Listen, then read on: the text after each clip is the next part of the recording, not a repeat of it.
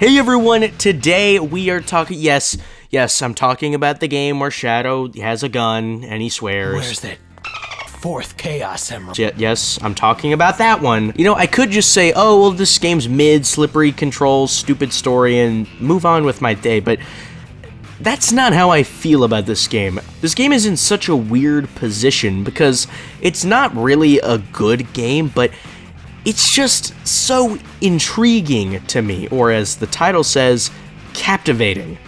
This game just really draws me in, and I have to attribute most of that to this game's unique formula. Because the way this game works is that in every level you have a hero, neutral, and dark mission. And depending on what mission you complete, it completely changes how your game is going to be played. So everyone's playthrough is going to be a little bit different unless you just take the neutral path, which is honestly what most people seem to do, but I honestly didn't. I took my time and tried to complete the missions. And this game is just so weird that I didn't really feel like I could talk about this alone. So everyone, I would like to welcome Accelerate. He's going to be giving some points on this game as well, because we pretty much agree on our thoughts on the game. So without any further ado, let's get on into it.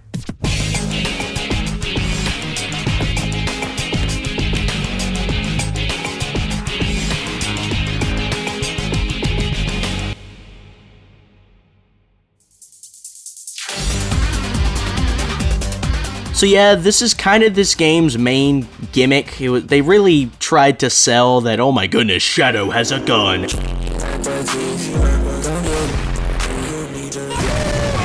But I'm gonna be so real.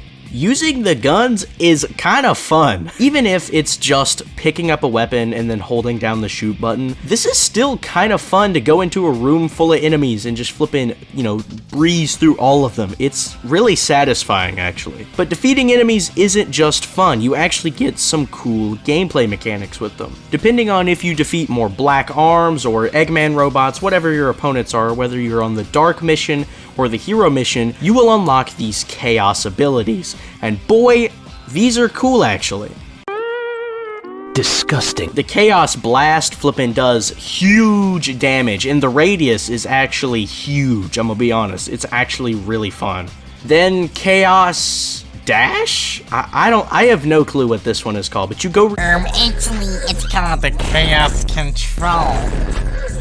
But you go really big fast and it looks funny. Like straight up, you go so fast that the game engine can't even render the level you're going that fast. Like, it's funny. So speaking of game mechanics, there's actually something really cool in this game that returns from Sonic Heroes. That is the triangle jump or the wall jump, whatever you want to call it. And I think they actually kind of improved upon it in this game. It's a little bit slower, but you can actually wall run for a second, which was not possible in Heroes. But now it is, and that's actually really cool. Now, you can't wall run down a whole wall, but you can go for probably about a half a second to a second, actually. So yeah, that's kind of a W mechanic in my eyes. And oh boy, this might be the best part of the game. I'm going to be so real. The soundtrack, good grief. Oh my gosh, the soundtrack is just, like, I am at a shortage for words. When I say that, I mean, this is like Frontiers level quality, and Frontiers is like one of the greatest soundtracks I've ever listened to for a game. So this is like crazy good. And I'm just gonna drop a hot take. A lot of people say that Shadow the Hedgehog's OST is some of Jun Sonoe's worst tracks. Nah, that's gotta go to Heroes. I'm sorry, Heroes, those are good songs, but these songs are so good. I just don't know how people could see these as Jun's worst, like, adventure-style songs. Of course, if we're talking Jun's worst, well, oh boy. And Sonic 4 kind of brings me straight into my next point. One problem I had with both episodes of Sonic 4 was the game felt really mindless. Like, it did just kind of feel like you just kind of played the game and shut your brain off. It felt just very detached, like you didn't really have to be focused to play the game at all. But with Shadow the Hedgehog, I feel the opposite. This and Sonic Unleashed are probably the most focused I've ever had to be playing a Sonic game. I mean, you gotta lock in to play this game, I'm just being honest.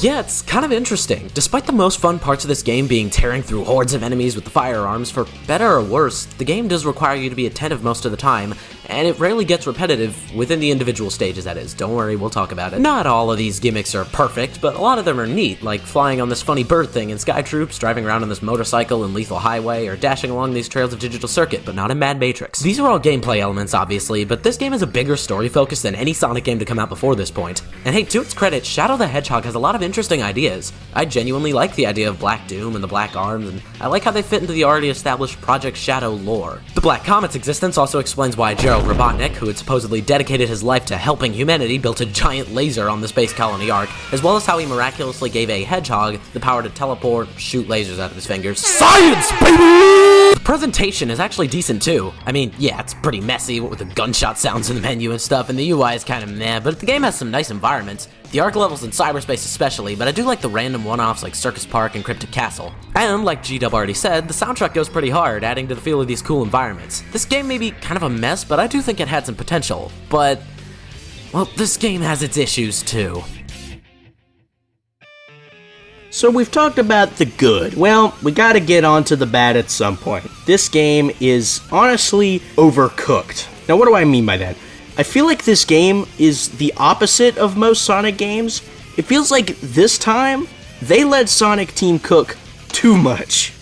Because, good grief, there is too much content in this game. Like, there's just too much of everything, I'm going to be honest. That's gotta be this game's biggest flaw, is just that they tried to cram so much into such a simple formula. The idea of choosing your own path doesn't need to be this padded out. Like, it's ridiculous. And it feels like it's one of the rare cases where Sonic Team just didn't need to do as much as they did. So yeah, I would be willing to argue that this game had too much time in the oven, and it really should have just been less going on. But yeah, like I was saying a second ago, the game is seriously padded out. There is just 10 endings, man, like seriously, that's ridiculous. Now, I still think that this formula is really interesting, and I wish that this kind of idea would come back. The idea of choosing your path is so cool to me. But yeah, this is just, it's just too much. And I guess if you pad something out, that means that your writers are gonna have a harder time, because my goodness. Oh boy, this game's writing is a mess. Shadow's been reduced to this edgy stereotype, which really sucks considering that we just got 2 games where he was written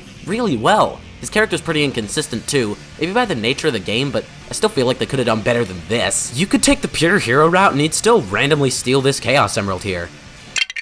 And don't even get me started on the swearing. In an attempt to be all edgy and cool because this was 2005 or something, you will not go more than 20 minutes without a character saying "d." The funniest part of this is that it's not even a joke. This is played 100% seriously throughout the entire game, and when you consider that this game stars a talking hedgehog, it just looks ridiculous. It's hilarious for all the wrong reasons. Don't misunderstand me, I'm not one of those people who thinks that Sonic doesn't need a story or that it can't be too serious or something like that, but this is just too much, this is ridiculous. And to add on to that, the story beats just don't add up half the time. Like, random crap just happens, and then it's like, okay? Like, it's so disconnected. And now things have come full circle because I'm back to talking about Shadow's movement. Shadow is so flipping slippery, oh my gosh. Now, it's not like it's unbearable or anything, but good grief, you just cannot be precise in this game. But another thing is that Shadow actually goes really fast. I always thought it just looked like he went slow just looking at the gameplay, but if you actually get to an area big enough, you can accelerate to be really, really fast. And I swear, when I'm playing this game, I'm a fan of a lot of the ideas that it brings to the table, and I think the game has some very fun moments. But I swear, I am always distracted by the absurd squash and stretch. Like, man, the problem is that squash and stretch as a concept is amazing. I would love to see squash and stretch in future Sonic games, and I like that they were willing to do that here, but good grief, he stretches like 5 times his body height. Like, it's crazy. Like, there's a difference between squash and stretch and like him being a straight up rubber band. But really, that is the real common problem with this game. Every flaw this game has really stems from the fact that Sonic Team did too much. They overdid it. Whether that's the dialogue, like including mild swearing in the dialogue, that's just too much. You're just overdoing it. This entire game is just really try hard in almost every way. Not just the edgy way, it even feels like the animation is taken too far. The amount of stages is taken too far. You can apply that logic to almost every single thing in this game, and you're pretty close to an accurate criticism. What are my thoughts on the game at the end of the day? Well, that's really hard to say, because I don't hate the game, but I don't necessarily think the game is very good. But I'm not sure if I could really call it mediocre either. I really struggle to place it anywhere. But after really thinking about it, I feel like this game is honestly a 6.5 to a 7 at most. But even though the game isn't really that good in my opinion, I still really have a soft spot for this game. And I'm definitely going to be playing this game a lot in the future, and expect in future videos you'll probably be seeing Shadow the Hedgehog background footage. Because this game is still pretty fun to me, even though I understand that's just kind of a guilty pleasure enjoyment of it. Now, to wrap everything up, I of course first want to thank Accelerate for joining me on this video. The link to his channel and his Twitter will be down in the description. So please go check him out, he makes great videos. And so, with all of that said, I hope you have a good day, I will see you guys next time, and goodbye.